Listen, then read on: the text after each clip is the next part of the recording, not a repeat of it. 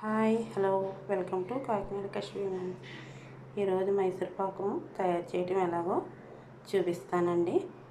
చూసేద్దాం రండి. దానికి కావాల్సిన పదార్థాలు ఈ గ్లాస్తో ఈ గ్లాసులో నేను శనగపిండి తీసుకున్నానండి. దీన్ని జల్లించేసుకుందాం.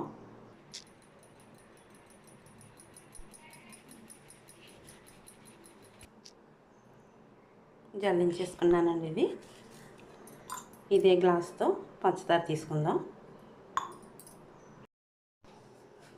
అదే గ్లాస్తో నేను గ్లాస్ వేసుకుంటున్నానండి. ఇంకొక అర గ్లాస్ వేసుకుందాం. ఇంకొక అర గ్లాస్ వేస్తున్నానండి. గ్లాస్కి 2 గ్లాసులు కూడా వేస్తారు. నేనైతే గ్లాసున్నర వేసుకుంటున్నానండి, కొంచెం స్వీట్ తక్కువగానే. ఇది స్టవ్ వెలిగించండి. స్టవ్ మీద పెట్టండి. కాసేపు వేసుకుందాం. లైట్గా పచ్చివాసన పోయాక దింపేసుకోవచ్చండి. సిమ్లో పెట్టుకుని వేపుకోవాలన్నమాట. ఇది ఏగిపోయిందండి. ప్లేట్లోకి తీసేసుకుందాం. ఇప్పుడు పాకం పట్టుకుందామండి. నేను గ్లాసున్నర పంచదార వేసాను కదా, ఈ గ్లాస్తో ఈ గ్లాసు నీళ్ళు వేస్తాను. అంటే ఆ గ్లాస్కి అర గ్లాస్ వాటర్ అనమాట. దీని తీగ పాకానికంటే తక్కువగా పెట్టుకుందామండి.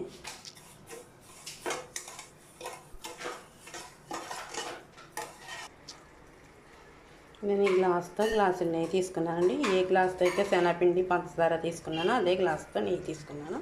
సరిపోతే ఇంకా వేసుకోవచ్చండి. ఒక పక్క స్టవ్ మీద ఇది మరగనిద్దాం.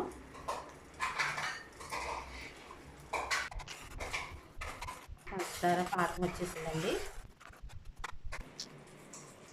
పాకం వచ్చిందండి. అంతే అండి, ఇలా వస్తే చాలు. ఇప్పుడు పిండి తీసుకుందాం. పిండి వేసేసుకుందాం అండి. ఉండగట్టకుండా బాగా కలిపేసుకుందాం. ఇలాగ నెయ్యి వేసుకుంటూ కలుపుకోవాలండి. అప్పుడు బాగా గుల్లగా వస్తుంది అన్నమాట. అయిపోయిందండి. ఇందులో తీసేసుకుందాం.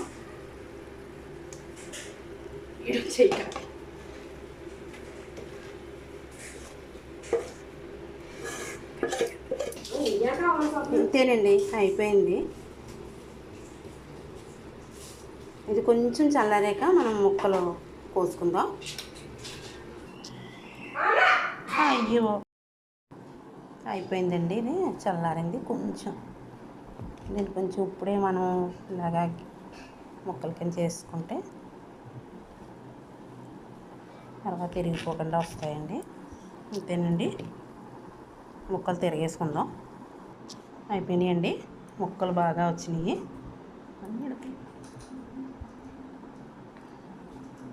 ఎంత గుల్లగా వచ్చినాయి అండి.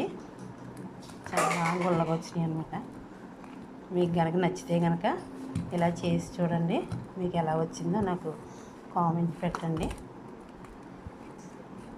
మీకు నచ్చితే కనుక లైక్ చేయండి, షేర్ చేయండి, సబ్స్క్రైబ్ చేసుకోండి.